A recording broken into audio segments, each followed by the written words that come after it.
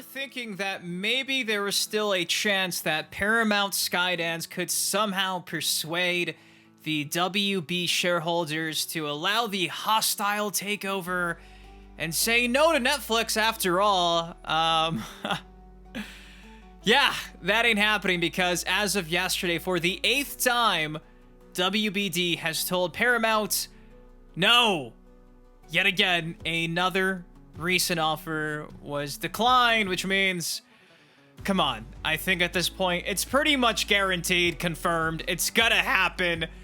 Netflix will be in control of Mortal Kombat with this merger moving forward. Yo, what's up, guys? It's Dynasty, and this is, extremely redundant at this point. I don't know how many times Paramount has to be declined for them to take a hint, but yeah, it happened again.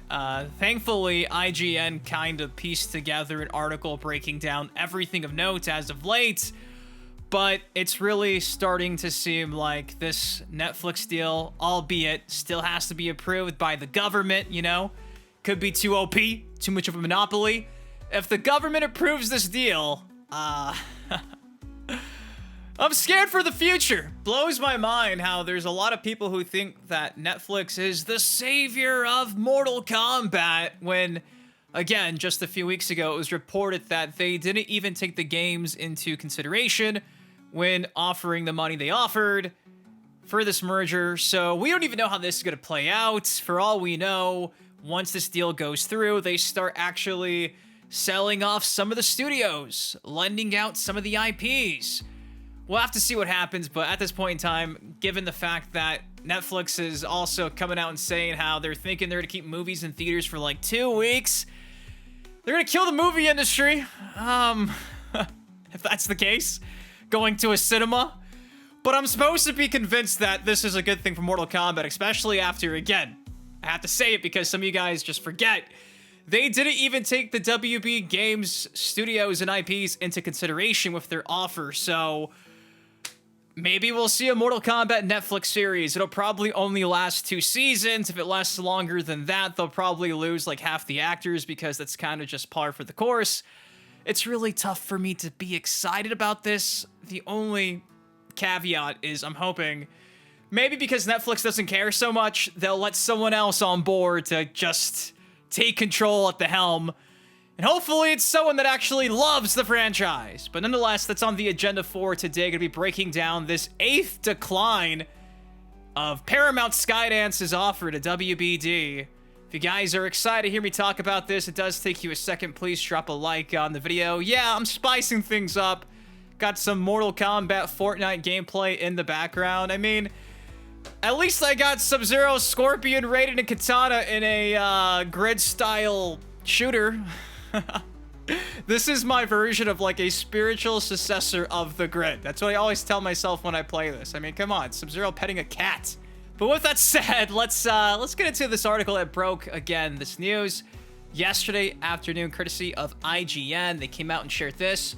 The WBD board has, again, for the 8th time, dismissed Paramount's hostile takeover attempt, branding it as inadequate and a risk to the company due to its reliance on an extraordinary amount of incremental debt. Now, going on to the actual article, it does say here, Paramount would have been forced to incur more than $50 billion in debt to buy the far larger Warner Bros., the latter's board said today in a fresh statement on the matter. This debt would pose materially more risk for WBD and its shareholders than accepting Netflix's offer for the company, which WB has previously said it prefers. Much of Paramount's proposed financing to buy WB would have come from Larry Ellison, the billionaire owner of software company Oracle, whose son David Ellison is chairman and CEO of Paramount currently. But other funds would have come from elsewhere, including the wealth of royal families in Saudi Arabia, Qatar, and Abu Dhabi. Now, going on, it does say this.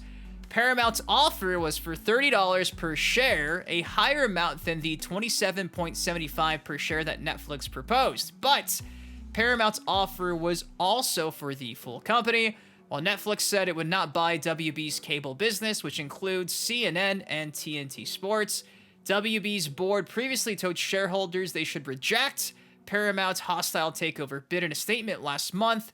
Today's fresh statement follows a subsequent response by Paramount that claimed Ellison would personally guarantee his stake and allow shareholders to examine the finances of the family trust. Paramount also increased the deal's breakup fee to match that of Netflix's offer. None of this, however, has changed the mind of the WB board. With this fresh rejection of Paramount's bid now public, Paramount itself still has the ability to go to WB shareholders directly and force them to vote. Alternatively, it could raise its bid even higher, above $30 per share. Finally, it could drop the bid altogether and admit defeat. Now, to close things off, we have this right here. It says Paramount launched a hostile takeover bid for WB soon after Netflix emerged as the winner of a lengthy bidding war with an $82.7 billion deal. But even if Paramount does exit the process, Netflix's proposal still faces a rough ride ahead from regulators. The offer has already sparked a tough response from some members of Congress, and it is expected to face significant scrutiny under antitrust laws. At least one HBO subscriber has already sued Netflix, claiming this deal threatens to reduce competition in the US subscription video on demand market. And then there's the hot topic of theatrical releases, which is reported that Netflix is keen to shorten to just 17 days should its WB buyout succeed. Netflix previously pledged it would continue to release WB movies in theaters for now, though expects release windows to shorten over time to become more user-friendly. So in a nutshell, that is the most recent update of the saga that seems to never end.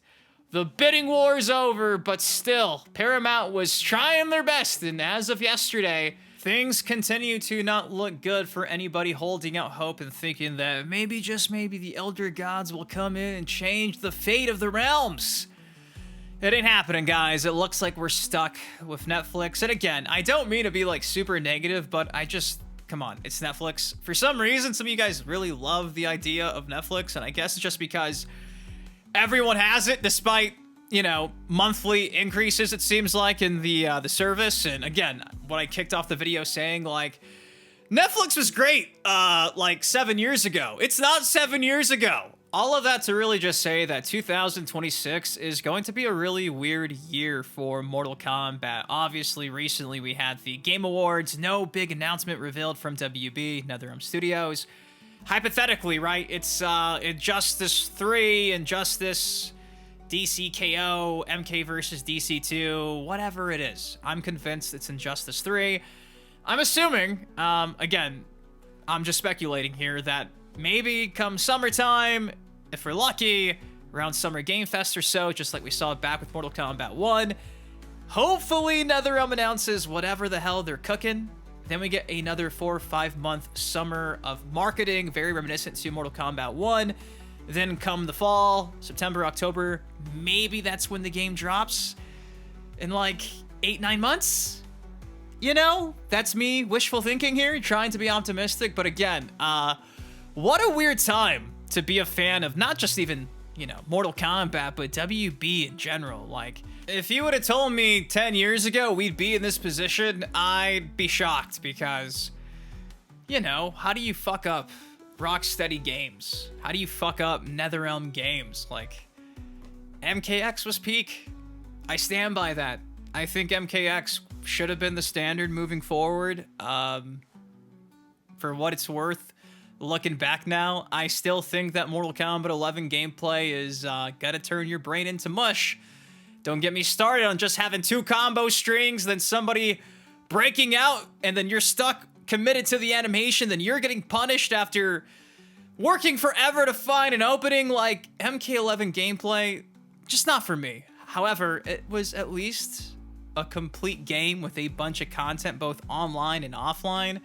That was back in 2019. That's 6-7 years ago at this point, and I hate to say it, but as of now, that's kind of where the franchise has peaked, at least with the games. And sales, you know, the sales, Mortal Kombat 1, they're not touching Mortal Kombat 11 yet. This could be the very first time that a mainline Mortal Kombat game does not outsell its predecessor. All the more reason for WB to let NetherRealm Studios actually cook and not just push out a game for profit. It's been weird, guys. It's been a really weird year, which, again, I could sit here and talk about the Legacy Collection mishaps, and that just feels like a cash grab. So, you know, we'll see how this all plays out. I understand that a lot of you guys are diehard Mortal Kombat fans. Trust, I am too. And sometimes it's kind of hard to see the positive in all of this because, as of late, there's just been no fucking positive. It seems like the things we want just never happen. We just get what they feel like giving us. But tomorrow I should have a video that is kind of exciting. A couple of days ago, Inner Loco did actually share on X that he's working on a Mortal Kombat Trilogy HD remake. I've actually been using a build of that beta for a couple days now, and I should have a gameplay showcase probably tomorrow, sometime this weekend. It looks pretty awesome. It's being done through Mugen, and it legit looks like what we all wanted, a Mortal Kombat Trilogy HD remake. Again, it's not completed yet, but it's also not really a concept. It's legit playable. I can play it right now. I can plug in 2 controllers and play it. So, you know, for all the bad with the corporation side of things, at least the community is working together to bring something positive, hopefully sooner rather than later. But guys, that's all I got for y'all today. What do you think of WB declining Paramount for the 8th time? Let me know down below. If you enjoyed the video, again, takes you a second, drop a like on it. Subscribe for some more MK content like this on the channel. Till next time, been your host, been Dynasty. Guys, please take care, stay safe. I love you, and I'll see you in the next video. Peace.